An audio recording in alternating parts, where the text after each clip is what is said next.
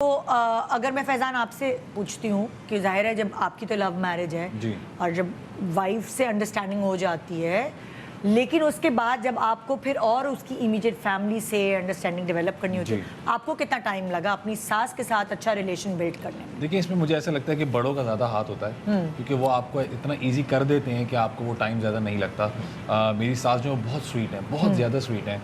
और फितरतन भी देखें, कुछ लोग बहुत स्वीट होते हैं, कुछ लोग डिसिप्लिन होते हैं। अच्छा, मज़े की बात ये है कि हाँ। वो फितरतन स्वीट नहीं है। अच्छा।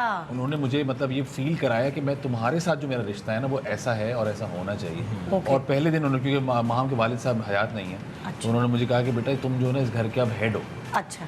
तो मुझे ऐसा लगा कि हाँ, ये कई सुनने वाली बातें होती हैं, but I saw it and she actually proved it कि कोई अगर घर में कोई बड़ी बात है या कोई फैसला लेना है, क्योंकि मेरे साले की शादी मेरे सामने हुई, तो शी कॉल्ड मी, अब के सुनो फैज़ान आओ, उसके घर वाले आ रहे हैं तो बैठो, उनसे बात, उनके वालिद साहब से बात करने के लिए कोई होना चाहिए, तो तुम होगे उनको बात करने के लिए। तो ये मेरे लिए बहुत इज्जत की बात है। ये आपसे ये पूछना चाह रही हूँ एज लाइक लड़का, जाहिर है जी। वो फीलिंग्स और वो चीज़ें हमें नहीं पता।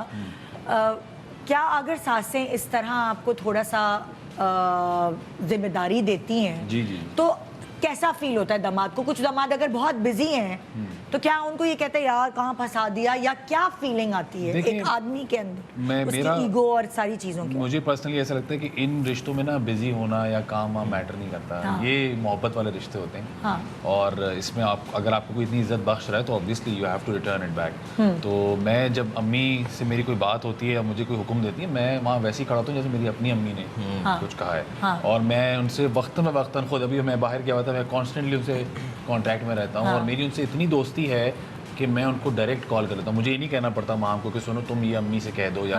और मैं उनको छेड़ता बहुत हूँ। तो कभी ऐसा होता है कि माम से कोई नाराजगी है तो आप शिकायत उनको करते हैं कि माम को समझाएं? होता है ना, कभी दामाद कहते हैं आप समझाएं ना माम को। कह देता हूँ। और इनफैक्ट माम मुझे कहती है कि प्लीज़ अम्मी को ये मत बताइएगा वरना अम्मी मेरी क्लास लेगी। और मुझे पता है कि उनको जैसे ना अम्मी की आदत है कि अम्मी बहुत जल्दी उठती, दोनों ही अम्मी मेरी जो है ना वो अर्ली राइजर्स हैं दोनों। तो उन्होंने कभी रैंडमली कॉल कर ली सुबह 11 बजे, 10 साढ़े 10 बजे, और माम अगर फ़ोन ना उठाए मैं फ़ोन उठा लेता हूँ कि मैंने उठा लिया जी अम्मी, तो वो कहती माम गए, माम सो रही है। बस उस दिन फिर माम की क्लास है कि 10:30 11 बज रहे हैं और तुम शूट पे अगर नहीं हो तो तुम सो कैसे रही हो? Oh my God. तो वो फौरन कहती है अम्मी नहीं मैं जाग थी, डिसिप्लिन, मैं जाग चुकी थी, लेकिन डिसिप्लिन को लेके वो बहुत सीरियस है। डिसिप्लिन को लेके ना तो वो यही है कि, लेकिन ये मैं अभी भी कहता हूँ कि ये मोहब्बतों वाले रिश्ते होते हैं और बड़े बड़े लकी होते हैं वो लोग जिनकी सासें आपको इस तरह से रखती हैं, ट्रीट करती हैं। यस।